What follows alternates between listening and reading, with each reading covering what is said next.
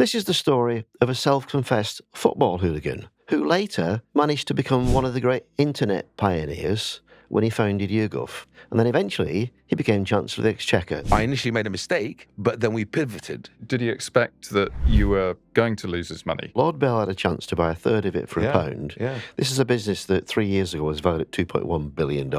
Any entrepreneur that says to you that their whole business plan was beautifully designed and implemented without change, without luck, is either naive or is lying to you.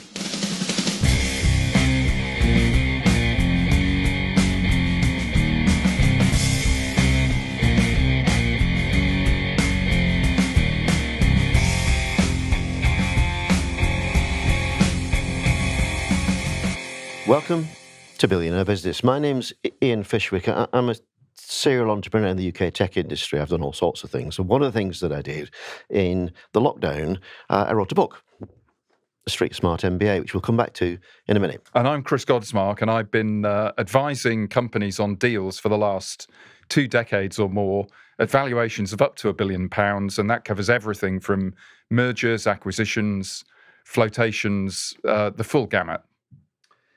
This is a very special edition of Billionaire Business because we're going to dedicate this one to young people.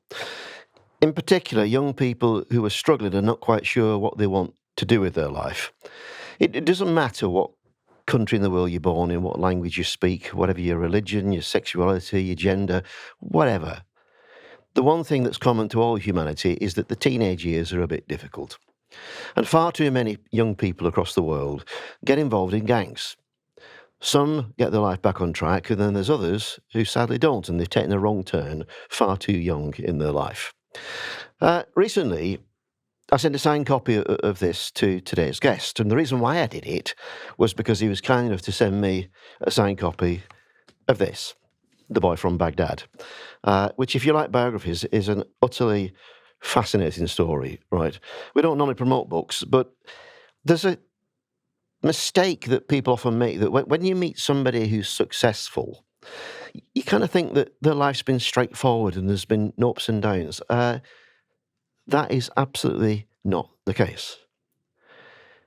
This is the story of a self-confessed football hooligan who later managed to become one of the great internet pioneers when he founded YouGov.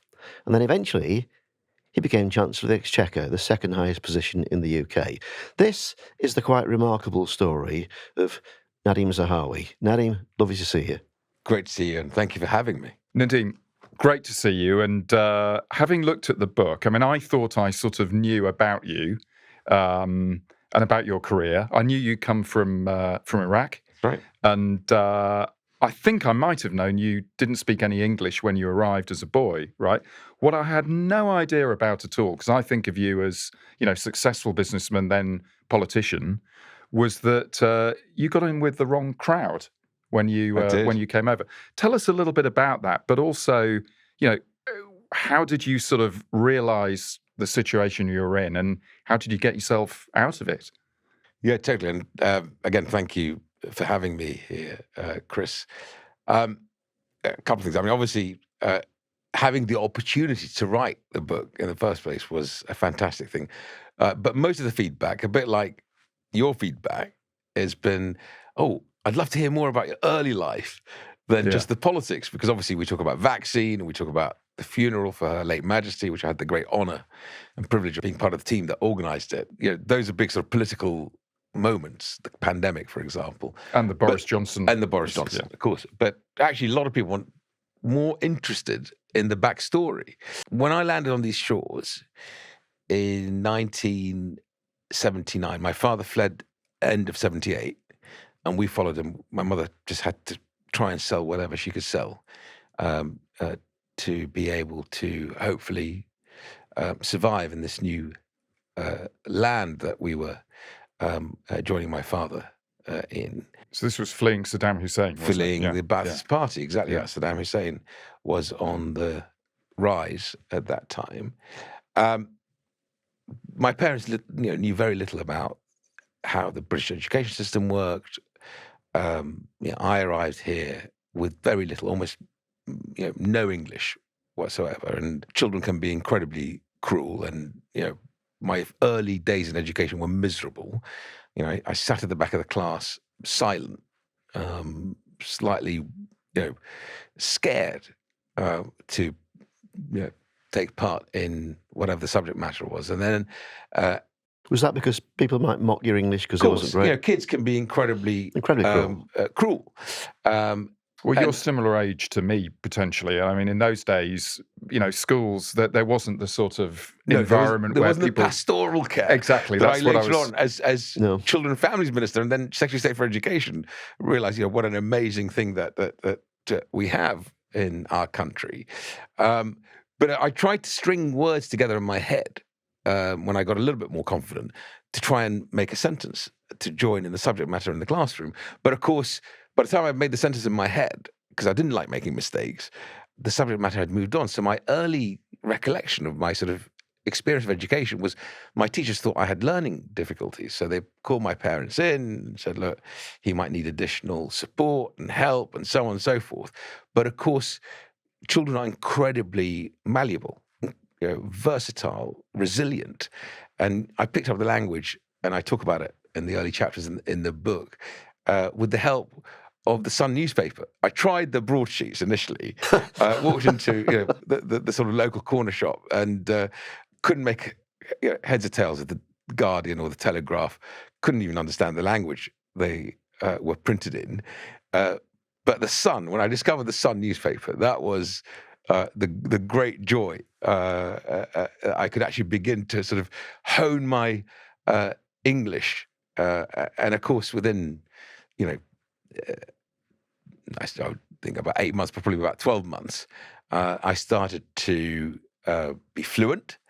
And it's only when you start to think in English and dream in the English language that the real doors began to open for me. But I had a few twists and turns that I think Ian was referring to, including my my flirtation with football hooliganism. So what in was my the early attraction days. to that? I mean, a lot of people join a gang because it's a sense of belonging to something. Was that the attraction? Yeah, I would say probably tribal. Although I was a Manchester United fan, but my best friend from school was a Liverpool fan. Well, And that bit I do understand, right? I hear you. But it was, if you remember, that was a period in time where it became quite glamorous to be a football hooligan because it was printed on the Monday morning in all the papers, and you Got had the the sort of It was a big thing in the early big 80s, thing, wasn't it? right? The different firms, Yeah. as they called them. But this was literally fighting on the streets, wasn't it? For fun. It was absolutely, and it would be arranged beforehand. And the challenge, what was remarkable when I look back now, is these are pretty clever human beings, because even before the advent of mobile phones, in those days there were no mobile phones, they were able to arrange these fights in the sort of side roads, in the side streets, behind different stadia. But what made you suddenly think, hang on a minute, what was that moment? It was a terrible experience at White Hart Lane when Liverpool were playing Southampton, and my friend, who I've changed his name in the book, obviously for his own privacy, because he had a pretty tough life. We went to the semi-final, and after the match, the firm would gather at a particular point, and they all had interesting names, like very much based on sort of the British military. So the sergeant major and the different individuals were nicknamed different names, and we were charged by the Southampton fans, and the firm would say, "Hold your ground," and I'm thinking to myself, this is not a good thing to try and do. And I got, obviously, the police horses come in, and I got charged by one of the police horses, slammed into a glass frontage of one of the shops on White Hart Lane, tried to get back on my feet, and then turned around, and everyone was running. and we were being charged with these other hooligans from Southampton, and I just thought, for a second, this is mad. So you kind of saw it side on. I started seeing sort of almost as an out-of-body experience of what am I doing? Now, in And the did book, it explains that sort of you and your best mate kind of went different ways because Totally. explain the support mechanism that kind of pulled you back that he didn't have. When I look at whether it's Kemi Badenoch or others, immigrant stock have in common is strong family ties that I think in many ways are a great leg up, or at least a safety net in my case, when things go horribly wrong. And as you say with your opening introduction, Ian, is sometimes people have unusual paths that they take towards success. And adversity and the overcoming adversity is probably part of that. In my case, it was my auntie, and I was predicted 0 O-levels.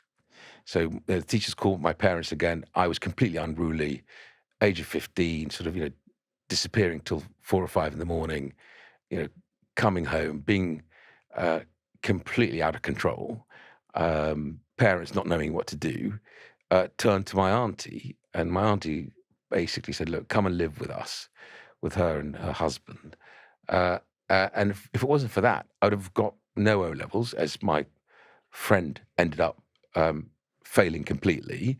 Whereas in my case, I ended up with, I think, 6 A's. Yeah, I think when I read that bit, the sheer contrast between how you were effectively rescued by your family who made you study and get back onto track, and your best mate who didn't have a family who could do that, and therefore he sadly went the entire way down, really, didn't he? Totally right. Right.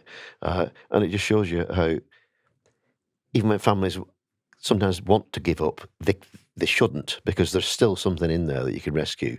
So you went to university, right, amazingly, from somebody who was on the verge of getting nothing. Yeah. Just tell us what you did at university. I mean, because your journey was to entrepreneurship, but you obviously went to university first. But it's all those, it's literally, as Ian says, these sliding doors, right?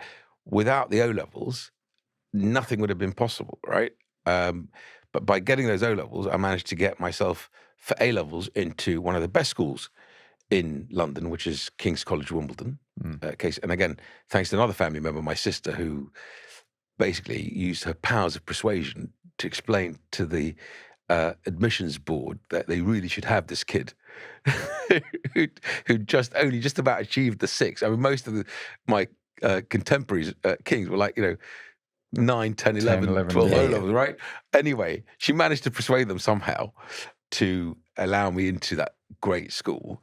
And on the back of KCS, of course, then I got into UCL and did chemical engineering at university.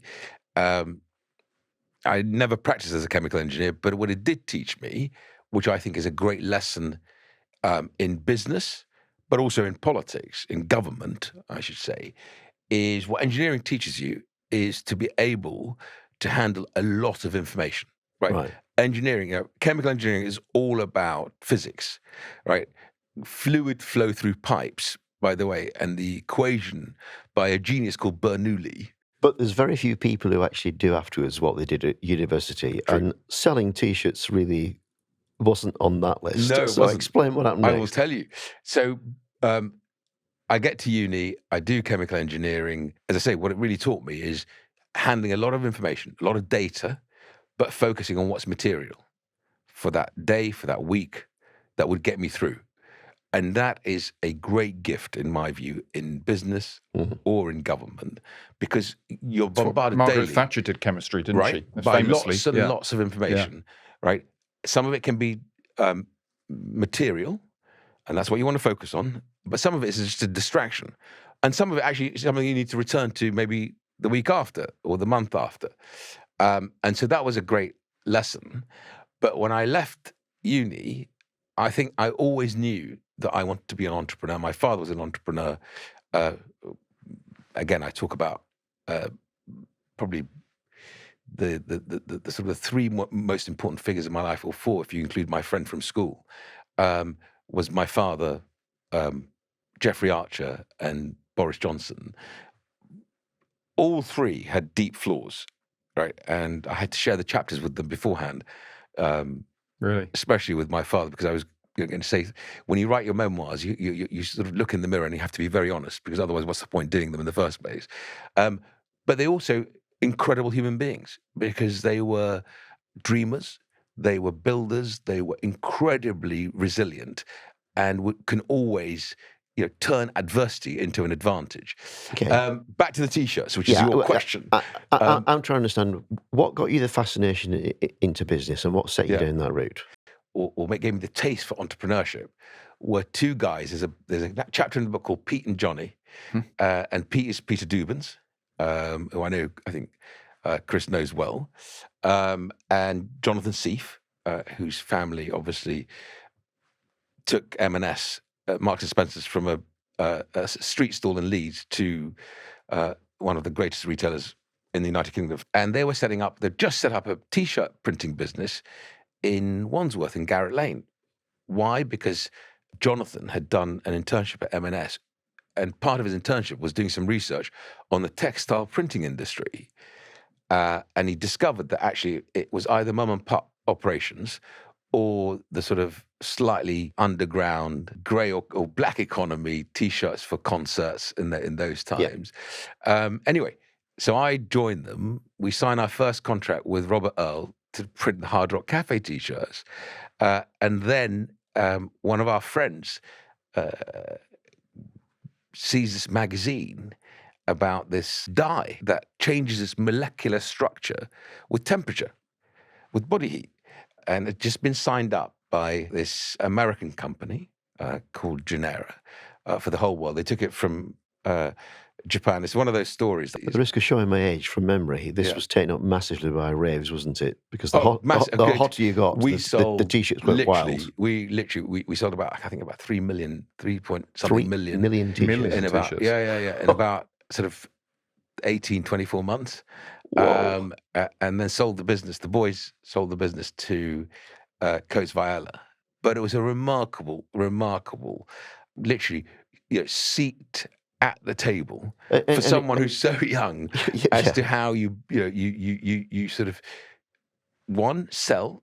I never forget the great Marcus Seif, God bless his soul, coming into the office saying, "Maximize sales, boys, because if you've got the sales, you can pay to fix anything. Everything else works, from there. Right? Yeah."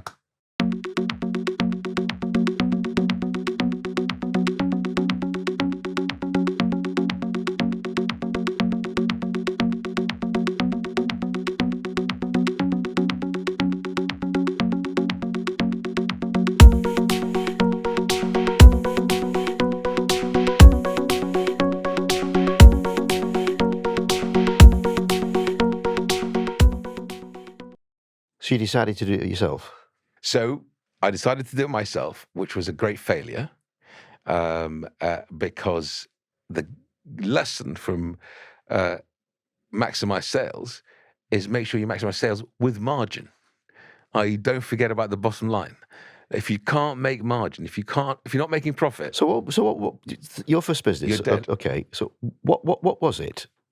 So what we did was, one of our suppliers approached me and said, "Look, you've obviously got great experience in signing what is called sort of merchandise licenses." So that was a world when people were beginning to discover things like Marvel comics, and if you put them on shirts, people might want to buy those characters because they identify with them, or Warner Brothers or Disney. And You're the Teletubbies guy. Correct. So I then, when the business was sold, I stayed on for a while and then left, and with one of our suppliers set up a licensing business that would identify the next big thing for kids, because that was the market that I understood best. And he would take care of the manufacturing side of the operation. And I signed up the Teletubbies for almost every category other than toys. And you'd think that would be the greatest success. So you had the sales, But the problem was you weren't making any margin. What happened to the business, Nadhim? Losing money. In the end, the banks foreclosed on the factories.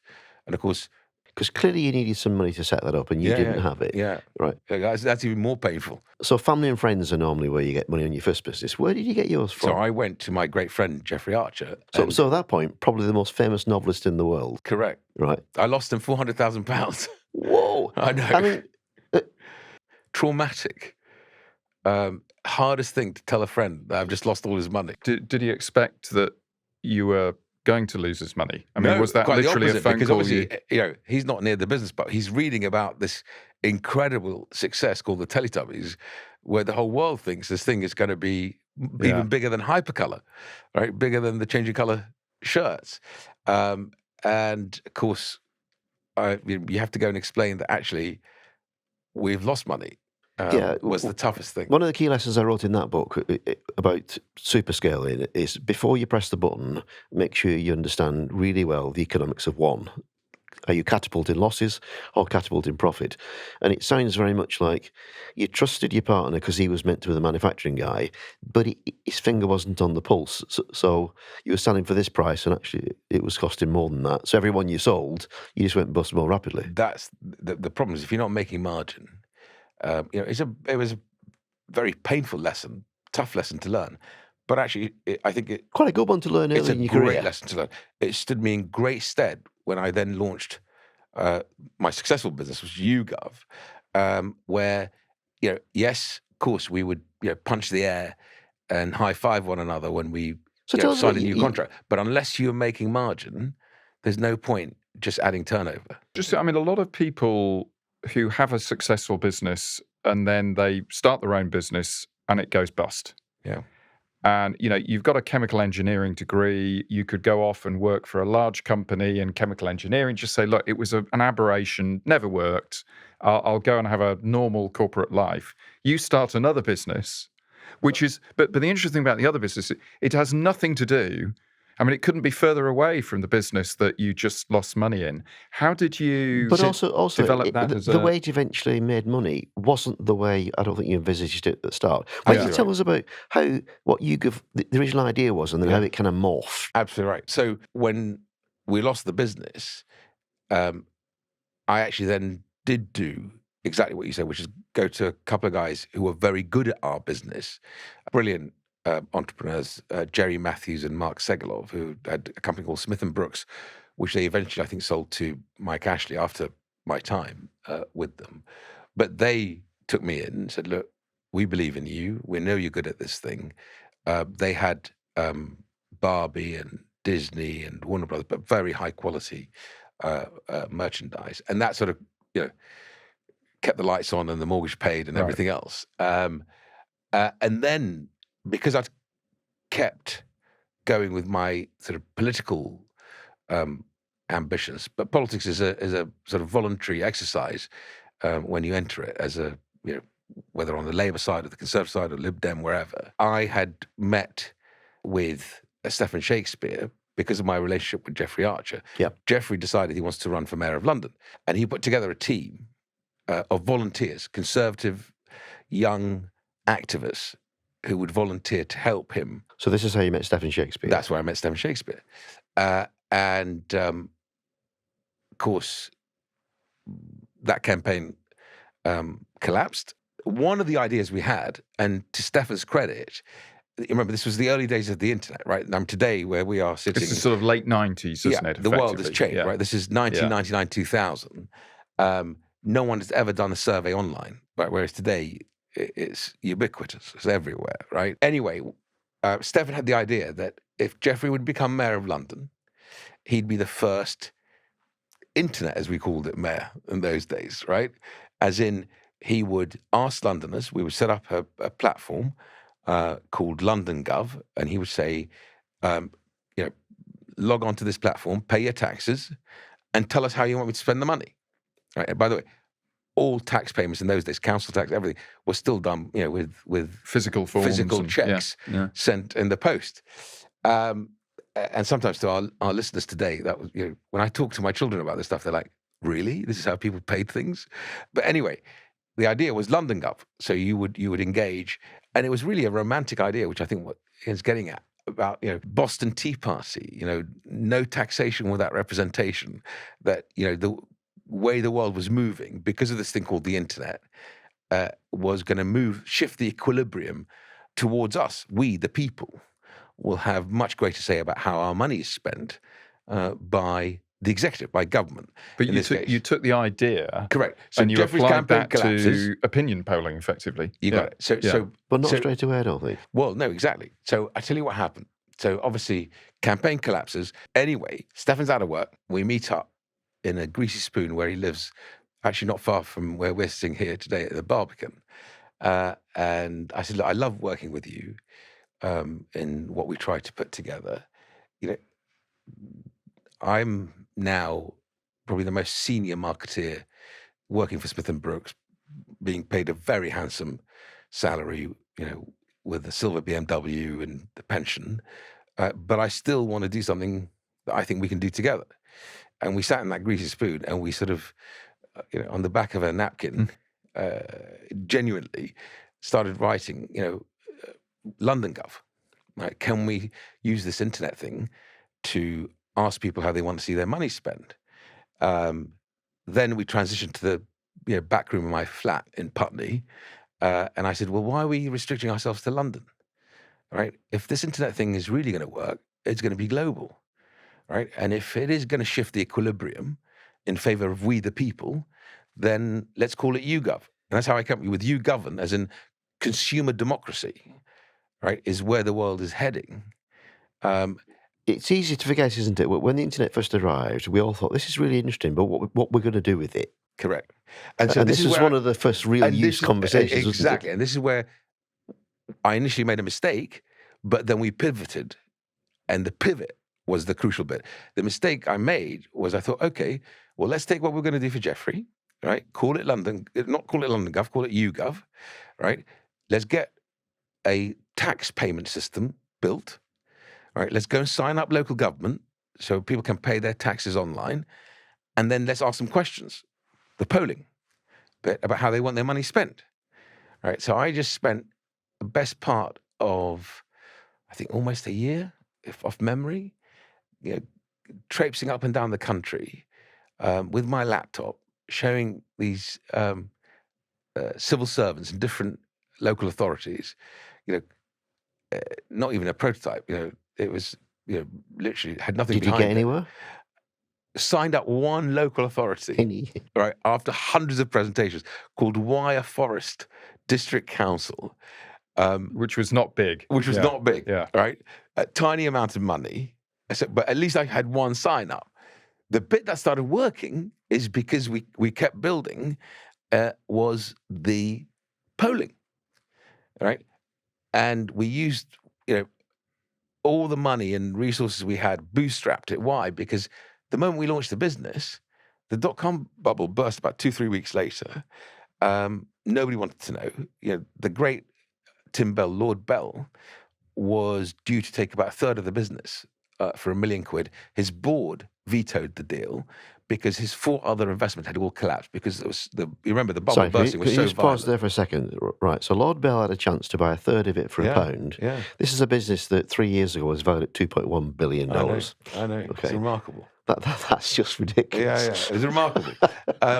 Anyway, we persevered, and the pivot that I spoke to you about is we realized, actually, you know what?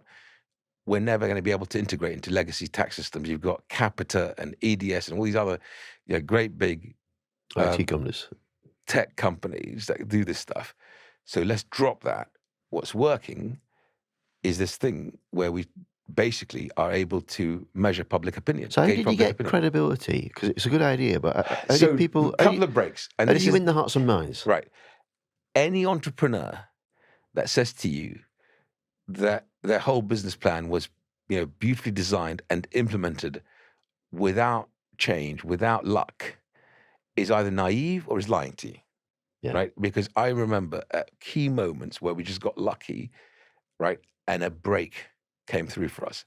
The first break was we went to see the great Stanley Kalms God bless his soul, Lord Calms. Who was the guy who sort of created Dixon's, which is now Curry's. Correct. And I think he died recently, didn't he? did. But He did, yeah, he was a sadly. famous retailer. Very famous retailer, one of the most famous. And he had just backed his Manchester store manager called Ajaz Ahmed, who had written him a piece of paper to say we should launch a portal called FreeServe. And so Dixon's had launched FreeServe. And so when you went into a Dixon's store and bought your PC in those days, you got with it a little disc that you put in your PC and it puts you on FreeServe. So we went to his head office in Farm Street, Mayfair, because we knew him through politics, and pitched him YouGov.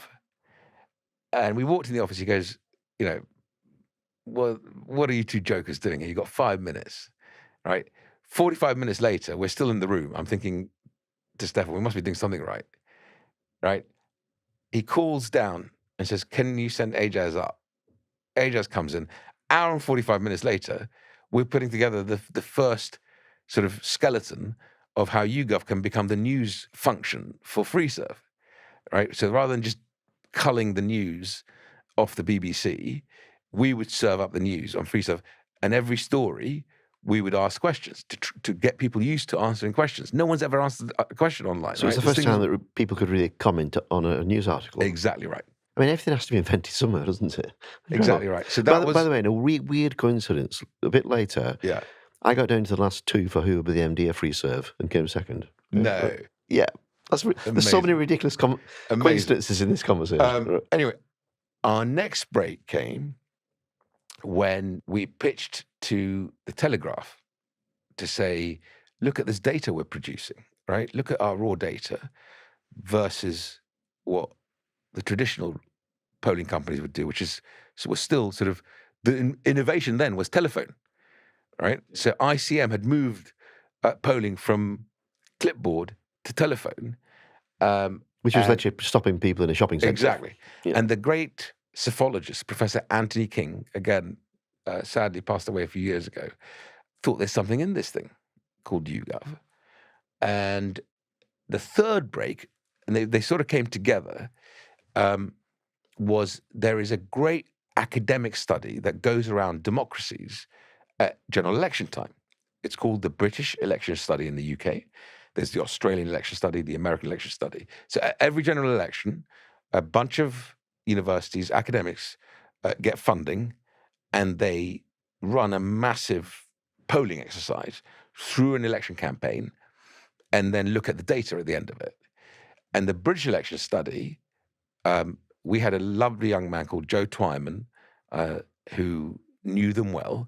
And he said they'd like us to do the online element of the study. We jumped at the chance because all we needed to do, we worked out that as long as we prove to the world that the data is as good as, if not better, we think it's better, but as good as what they were buying from the telephone pollsters or the face-to-face pollsters, then we're in, because it's faster, it's deeper, it's cheaper. You can return to the respondent. And you were on the crest of a wave, weren't you? Because Exactly. all of this was happening in real time. You know, broadband was coming along. The Totally internet right. suddenly was becoming Totally right. mainstream. Totally but you right. listed the business, didn't you? In 2005, yeah. So 2001, the British election study, and the two conditions they had.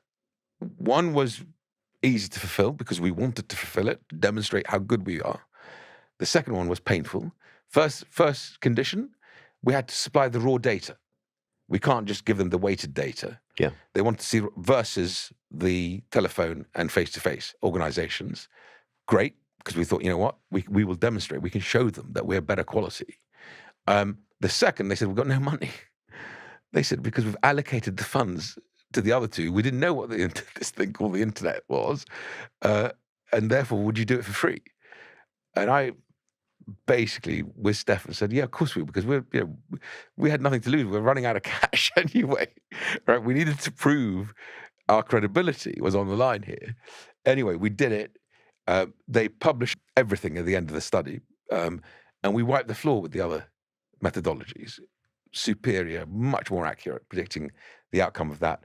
election.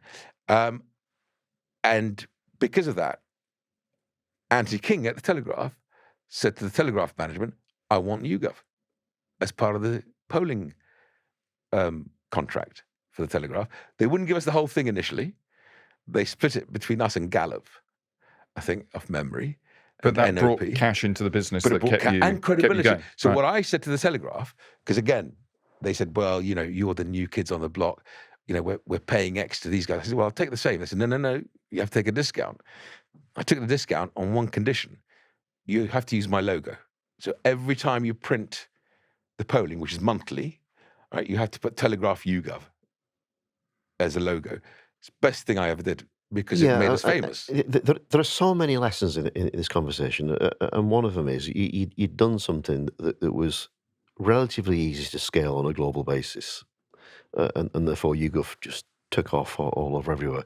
Now, amazingly, the time's run out already. I mean, there are so many lessons in there for young people. I mean, I do hope you're listening to that, because this is a guy who's had a whole range of failures, tried all sorts of things that didn't work, and then eventually he got to the point where something went boom, and it was a fantastic success. It's an absolutely wonderful story. So let's finish with one last question, right? If you could talk to the 18-year-old Nadhim now, right, and advise him, what would you tell him? The most important thing you can do is to stay on the pitch. And I would hire any 18, 19, 20, 25, 35-year-old who has stamina over the most talented person. Right? You might be the most talented, but if the first knock takes you out of the game, you'll never make it. Stamina is everything. People sort of describe it in different ways. Some are, friends of mine who've been incredibly successful will say, dust yourself off and get back in the game. Some will say, get back on the horse, right? Yeah. After a fall. I think the great determinant in business is having that ability to just stay in the game. Just don't give in. Just don't give up. If you have linked to that, right, is have the EQ and the IQ to identify, don't be proud to pivot, right? Sometimes I see some brilliant ideas that fail because... Oh, you've changed your mind so many times. Right. Yeah, and you've got to be able to, listen to the market. Where's the market going? I've said it in the book, right? Identify the gap and address the gap, right? And that's what we did. It's an interesting, one last question, I guess, but stamina, that's not just hard work, right? And it's also, isn't it about, it's self-belief, but also self-criticism? 100%. 100%. That's why I say to you, don't be proud if it's not quite working the way you think. Just try and listen to where the market is heading or where you think you could pivot to, because that might be the most important decision you'll make. Nadhim, it's been an absolute pleasure to chat to you. We could have chatted for a couple of hours, but it's been a real pleasure, and thank you very much for coming in. Thank you. It's great to be with you. Ian, Nadhim's story is completely unique. It's extraordinary. If he's written it down in a book, you wouldn't have written it as a work of fiction. But I guess, what is the quality of Nadhim which has delivered the success? And I suppose I'm thinking really it's his perseverance. Oh, I think he was very, very honest at the end when he said, it's not the cleverest person who'll be the best business person, it's the one with the most stamina. The idea that business is great every day and you don't get knockbacks, you've obviously never done it if you think like that. Most days are not particularly great, right? I think the other bit that fascinated me about him was he wasn't successful from the very beginning, was he? No, he wasn't. He had a few failures. Very amusing story, really. He lost money for Jeffrey Archer, right? Amusing as long as you're not Jeffrey Archer, yeah. Good point, Ian. Good point. But, he had failures and he sort of dusts himself down. And what's interesting about Nadhim is he sort of tries something else. But I think the most important bit, though, is if you have a failure, make sure you analyse what you did wrong and you learn from it, right? And he was very, very open to say, I had this fantastic sales machine. We got merchandise for Teletubbies. My friend said he could sort out all the T-shirts and pyjamas, but it was the nitty-gritty detail they got wrong. It wasn't the cost of the pyjamas or the T-shirts. It was I didn't understand the cost of shipping. I didn't understand the cost of customs duty, and therefore every single one lost money. Business is boring detail. That's what it is.